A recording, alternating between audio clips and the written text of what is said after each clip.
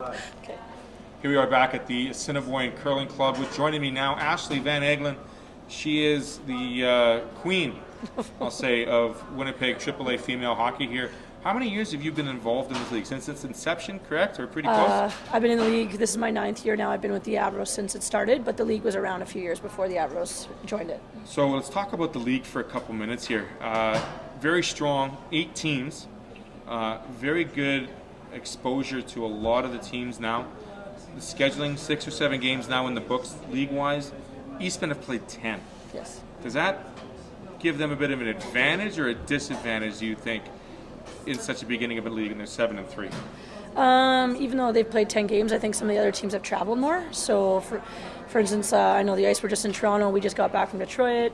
Some teams went to Stony Creek. I'm not sure what Eastmen's travel plans have been, but for the overall kind of like who's played how many games, I think we're all pretty close to the same playing field. Okay. Right now, yeah, they do have 10 league games. That'll catch up now that some teams are back from showcases. So into this coming weekend and next week, those numbers should start to even themselves out. How many games are in regular season play for the AAA? I believe it's 30. Okay. So after all 30 and done? No. Is it 25 or 30? I'm wrong. It's 28. 28. 28. Okay. 28. Let's get that number. We're good. Around 28, 30. We're Yeah, good there. Okay. it's 2 home and away with every team. There we Yes. go. Okay. So, like you said, each team has a win. Yeah. No real team has really pulled out. Yeah. And no real team has really fallen back. So it shows that the league has really good competition from all 8 teams. Yeah, this is probably the most competitive I've seen the league. I think it really helps that when certain regions make their teams and players are released, that those players are actually allowed to go play on other AAA teams outside of their own region. And the league has really become the best players in the province versus just the best players in the region. So it's really kind of leveled the playing field. And on any given day, every team's beating everybody right now. So on any given day, it's anyone's game. And yeah, I mean, Eastman's played 10 games, everyone else has played 6 or 7, but everybody's kind of in that running for the top half. You got to be in your game. You got to be A game. Yeah, You can't take a night off, so to speak, right? We've done it. And it's happened. Something's happened, right? But there's not a lot of room for mistakes, no. Absolutely. So you could say that the league is getting stronger then, right, overall? Yeah, I mean, the league's always been super strong. We've had our moments in the past where it was really, really, really high caliber with a lot of national team members and stuff like that. It took a lull, and it's kind of back in my mind. I think it's super competitive, and the younger players are getting better, and I think the younger players that are getting better are also filtering into our league, which is really helping the caliber all around. The caliber of the league and the history of the league has proven and shown and provided some great names, and names that have gone on to Div 1, Div 3, youth sports. I mean, you've had a couple of players in your tenure in the last couple of years to go play at colleges north of the border and south of the border. How do you think the AAA league really prepares the student athlete to make it to the next level? Well, I can't speak for the other coaches, but I know I can speak for like what we do in our program. Our program last year played 72 games, which was 2.5 times the university schedule. So the girls are used to the busy lifestyle. 5-6 showcases, they're used to traveling, and when you're doing 2 home and 2 away, that's kind of the same thing that you'd see with a university program. You know, U of S would come play the Bisons for 2, the Bisons would go out there and play them for 2.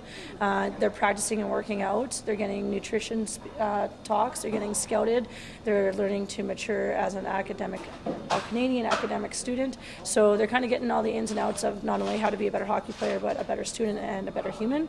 And I think that's one thing that we're super proud of, is so when they do take that next step, the time management is there, and that they can step into a program and be an impact player versus be a first-year player that maybe just has to, get to that level. Whereas right now, a lot of our AAA players are stepping into a program and they're getting there right away. Absolutely. So leaving this program at that age of senior high school and getting into that next level, are we seeing more ladies taking advantage of that and less saying, my career's done? Does it show what the coaches, the volunteers, and the program itself is doing on a whole showcasing these players, and can it get even stronger? Yeah, like hockey's come so far, especially since I played. Like right now, the exposure is unbelievable. Depending on what tournaments you go to, at like the Stony Creek tournament we went to had 64 teams in it with 100 and some scouts there. That's incredible. Yeah, and then on top of that, like the same thing, we go to Detroit, same amount of scouts, maybe not 120, but close to 70. And there's all the teams now are videotaping their games, and those games are being linked to YouTube channels, so that if coaches are looking to speak to players, you can clip video and send video. And on top of that, I know like our home tournaments, Hockey Manitoba is running the Girls Hockey United in December. Larry Bumstead's running his World Sports School Challenge in February, and all those games are live streamed. So even though university coaches are in season with their own teams and can't travel, they can still sit at their hotel room and click on and live stream one of our games if they're interested in some of our players. Yeah. So they get the archive set up. It's a lot of work on the back end, but when the coaches and players are really dedicated to what they want, then they make it work. And it's pretty awesome when you get to see a name like that. I mean, I was looking over some of the alumni. Shelby Bram comes to know for me because I talked to Bailey, her older sister, as well. For sure, yeah. Shelby's got the asterisk and the 4 asterisks and another more. I think she has more asterisks than her alphabet of her name, which is pretty impressive to see players like that come through the AAA program and have that success here, start off here and then move into... Absolutely, and I actually had a chance to coach Shelby on the provincial team. I kind of had to bring her up. Yeah. No, she's an awesome human being and a great hockey player, and the Brown family's done a lot for hockey in our province and stuff like that. And even like our team's going to Nashville, and when we go to Nashville for our tournament, Wisconsin's playing. Wisconsin won the national championship last year. Their goaltender's Kristen Campbell from Manitoba. Played all 44 games. You beat me to that punch. Yeah, and she came from the Westman Wildcats. So, yeah. That's awesome. I'm going to ask you this last question before I let you go, Ashley. When you talk about competition in the AAA league, that's the regular season, how important is it to see and play teams outside of the AAA schedule here, the 28 games? Because you're playing against, other teams, players of different demographics, different geographies.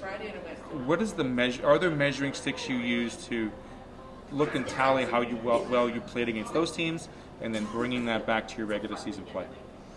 Yeah. I mean, for us, we tried our exhibition series and our kind of like our August looks a lot different than in season, obviously. So our August, we're trying to prepare to go to certain showcases, and there's only so many teams formed at that point. So those games are usually against prep schools, and prep schools are trying, like St. Mary's, actually have a really good relationship with Larry, and we do a kind of like a home and away there to prepare ourselves for the preseason, and it's a good measure on where we're both at, and the games are usually pretty close. And I know we did play Balmoral Hall a couple times last year, and Pilot Mountain as well. And I mean, moving forward, we've got to spread the wealth a little bit. You only want to play your league team so many times, and it's a good chance for the kids to experience the hockey at all levels, I guess you can say, in terms of like where everyone kind of fits in. And on any given day, a prep team and a AAA team are super competitive. It could go either way. Right. The traveling and the scheduling has to be pretty much set in stone by the beginning of the fall, because you have to fit your regular season games in. And you want to make sure you can travel as much as possible to give you that exposure. Absolutely. Our showcases are booked, but by the time the season's already over, so we just left Detroit, and I've already emailed back to say we're coming back next year. And same with Stony Creek. It's as soon as you leave, are you in? And you have to let them know a year in advance. And that's why a lot of teams don't get in. They get put on a waiting list.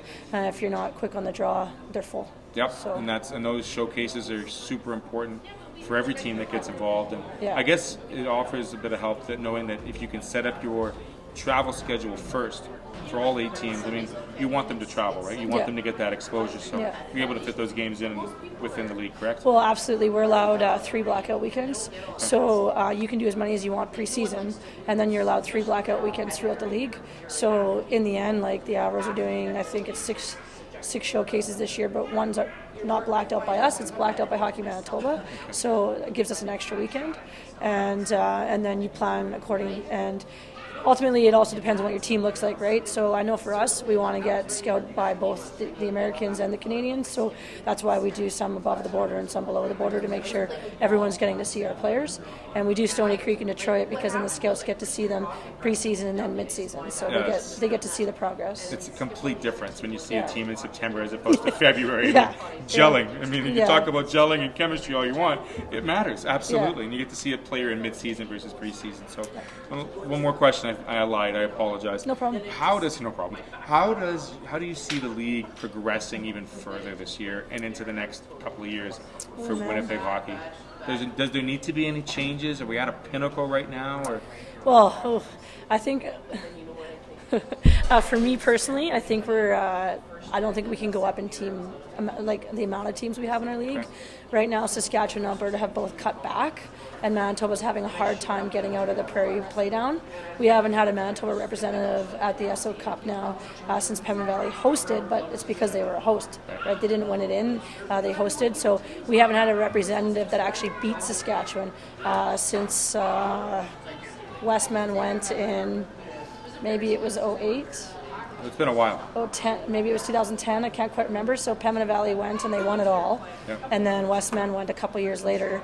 But we haven't had a representative in a long time, and Saskatchewan's open boundaries. We're not, so they just cut another team. Melville just got cut from their league, and all those kids had to go elsewhere. And because it's open boundaries, the coaches are held accountable for running a good program.